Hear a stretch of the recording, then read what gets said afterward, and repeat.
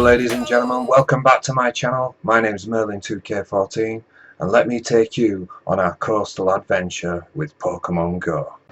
So me and Charlie decided to head out to the coast for the weekend and we were on our way to Bridlington, the seaside town.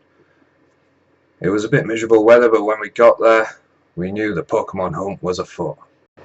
Now, as you saw at the start of the video, I made a brand new intro video just for you guys. Took me a fair few hours to make. If you do like it, hit that thumbs up button, comment below. So this is part 1 and day 1 of the coastal adventure that we went on last weekend. You see, we arrived in Bridlington. Despite the miserable weather, we headed out down the coast. There weren't a great deal of poker stops, but there were so many Pokemon. Now, when we got there, we had no expectations. We didn't know what to expect. We were just hoping to be more water Pokemon. But what greeted us in Bridlington was amazing. The Pokemon we get at home, we get all the same old things of Drowsies, Zubats, Spearows, Pidgeys, you name it. But in Bridlington, the Pokemon that are rare at home were all common here in Bridlington. And you see, I thought I'd capture my first Pokemon right over the sea, just so you guys could enjoy the view while this Magnemite trolled me to death. We caught the Magnemite and they spawned ridiculous amounts in Bridlington. Other things that spawned a lot in Bridlington were Voltorbs. Now these aren't water Pokemon, but they were everywhere. I had managed to catch a few before I started this video, and you'll see the evolution just shortly. The Tentacles, again water Pokemon, they were all over the coastline. I was able to evolve a Tentacle while I was out there as well. So I was just capturing these Pokemon, thoroughly enjoying myself, walking through the rain. So myself and Charlie were just walking along, catching all the Pokemon we could, gaining all the XP possible. Despite the bad weather, there were still quite a few lures on different stops that we found.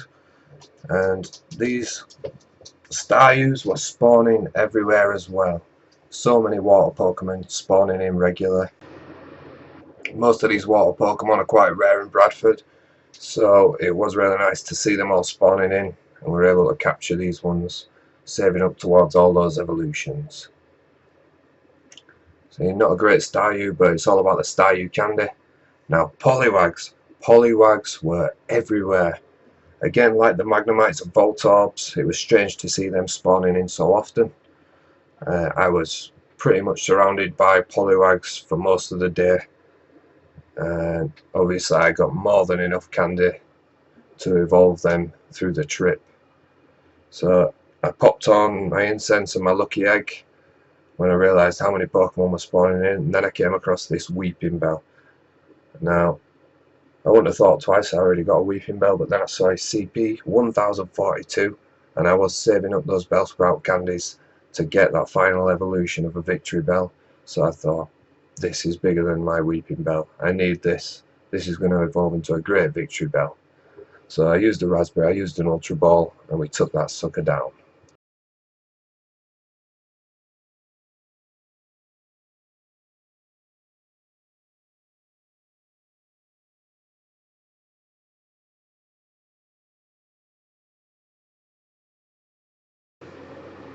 So between catching the Pokemon, hitting the stops, I was doing a few evolution. Because I'd caught so many Voltorbs when I first arrived there, I decided the first evolution would be a brand new one for me, and it was a Voltorb into an Electrode. Gotta love that cheesy little grin that he's got on there, bit evil, but I was well chuffed to add a new Pokemon to the Pokedex. This was the first one of the journey. Obviously you get that massive XP boost when you do evolutions, especially when you've got your lucky eggs on. Now next I evolved my highest Haunter. It was going to be the first time I had a Gengar, but unfortunately the day before I caught one in the wild that was considerably less CP than that Haunter. But I got my first huge Gengar. And there you can see 1046. Not my strongest Pokemon by far, but a brand new evolution all the same. So I continued on with the new evolutions. And this time I was finally evolving my highest gloom, and that will turn into the Vile Plume. And again, this is a brand new evolution for me. This was the second one of the trip, the third one if you count the Gengar. And then we added this one to the Pokedex, and it's filling up nicely. When I went out there, I had 104 Pokemon in my Pokedex. And let me tell you, when I came home on Monday after a long weekend, I had 128. I'm currently still on 128, but I have 2 more special evolutions I can't wait to share with you guys. So all the time walking around, I was still hatching eggs, hitting the stops, trying to get as many eggs going as I could. I kept coming across the Magnemites, the Psyducks and the Poliwags, hitting those stops, getting those eggs, getting all that juicy double XP. As soon as I got an egg, I banged it in an incubator, carried on with the trip. And as all of you know, when you hatch an egg you get a big XP boost from it, but you also get those essential candies for the Pokemon you want to evolve. Sometimes you get the ones you don't want, but you have to take the rough with the smooth. Every time, catching the Magnemites, saving up for that next evolution. There we go, I hatched another egg, and that was a Cubone. Now the Cubone, I got quite a lot of candies for those over the weekend, but I'm still 5 short of evolving it into the Marowak.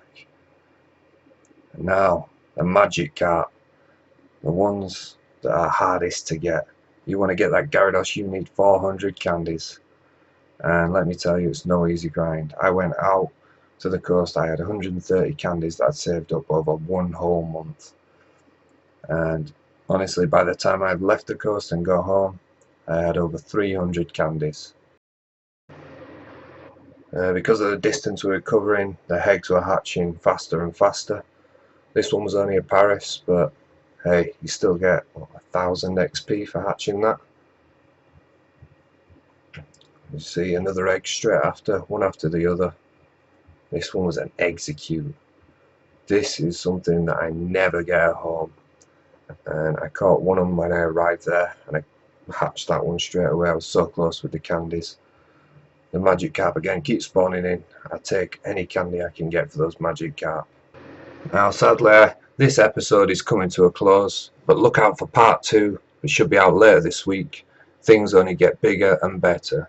We've got a massive bunch of evolutions that are all brand new to the Pokedex and all quite rare Pokemon, especially where I'm from in Bradford. Now thank you for watching this video. Please hit subscribe, hit the like button, and get ready for more content coming soon this week. Now enjoy the little outro recorded by the sea. Hello guys, well that's it here today in Bridlington. We've been at the coast just for the day. We've caught so many water Pokemon and we've had quite a lot of success. There's been endless Psyducks, Tentacles, and we were lucky enough to get a few Dratinis. So me and Charlie have had a good day. We've got a lot of XP, just had some food, we're going back to the B&B, and then that's it for the day. So we'll see you guys in a little bit. Have fun. Peace.